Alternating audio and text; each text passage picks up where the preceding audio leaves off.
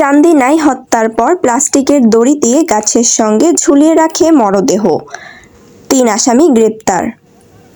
ঘটনাটি ঘটেছে ১৫ এপ্রিল ২০২৫ ইংরেজি শনিবার কুমিল্লা চান্দিনা উপজেলার বড়কইট গ্রামের জনাফরা বাড়ির মৃত আহাম আলীর বসতবাড়ির উত্তর পুকুর পাড়ে। আম গাছের সঙ্গে প্লাস্টিকের দড়ি গলায় পেঁচিয়ে ঝুলে আছে শবদর আলী এবং পা দুটি হাঁটু ভাঙা অবস্থায় মাটিতে লেগেছিল। খবর পেয়ে চান্দিনা থানা পুলিশ মৃত শবদর আলীকে উদ্ধার করে পোস্টমর্টমের জন্য কুমিল্লা মেডিকেল কলেজ হাসপাতালের মর্গে প্রেরণ করে এবং এ ঘটনায় একটি অপমৃত্যুর মামলা হয়েছিল। প্রায় ৩ মাস পর শবদর আলীর পোস্টমর্টেম রিপোর্ট ওই মামলার দায়িত্বপ্রাপ্ত কর্মকর্তা উপপরিদর্শক মোহাম্মদ ইমাম হোসেনের নিকট আসার পর তিনি রিপোর্ট পড়ে বুঝতে পারেন শবদর আলীকে শ্বাসরুদ্ধ করে মেরে আম গাছে ঝুলিয়ে রাখা হয়েছিল। তাৎক্ষণিক বিষয়টি চান্দিনা থানায় ভারপ্রাপ্ত কর্মকর্তা ওসি জাবেদুল ইসলামকে বিষয়টি জানালে তিনি দ্রুত আইনানুগ ব্যবস্থা নেওয়ার জন্য বলেন। অতঃপর মৃত শবদর আলীর স্ত্রী রিনা বেগম চান্দিনা থানায় এসে ১০ জুলাই ২০২৫ ইংরেজি বৃহস্পতিবার রাতে ৫ জনকে আসামি করে একটি হত্যা মামলা দায়ের করেন।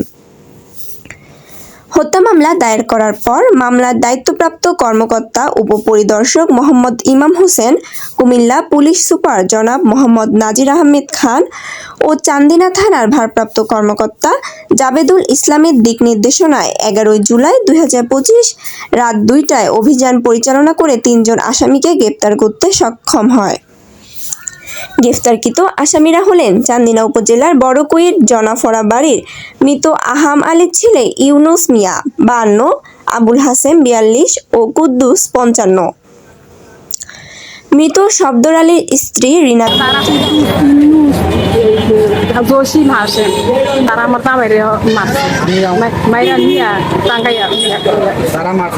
বিবাদীগণ আমার স্বামীর নিকট হইতে মৌখিক ১ বছরের চুক্তিতে মেয়াদে জমি বন্ধক বাবদ ৩ লক্ষ টাকা নেয়। চুক্তির ১ বছর মেয়াদ অতিবাহিত হওয়ার পরপরই বিবাদীগণ তাদের জমি নিয়ে চাষাবাদ করতে থাকে, কিন্তু আমার স্বামীর পাওনা ৩ লক্ষ টাকা পরিশোধ না করিয়ে দিচ্ছি ঘুরাইতে থাকে।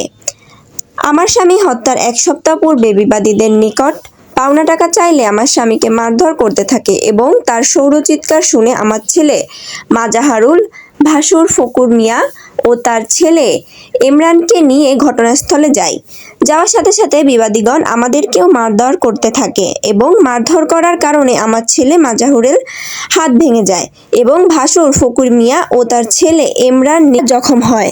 তাৎক্ষণিক এলাকার গণ্যমান্য ব্যক্তিবর্গকে জানাইলে তারা বলে সালিশ দরবার করে দিবে, কিন্তু বিবাদীগণ সালিশ দরবারে বসতে রাজি না হয়ে উল্টো আমার স্বামী ও আমার ছেলেদেরকে হত্যা করে লাশ গুম করে ফেলবে বলে প্রতিনিয়ত হুমকি দিতে থাকে।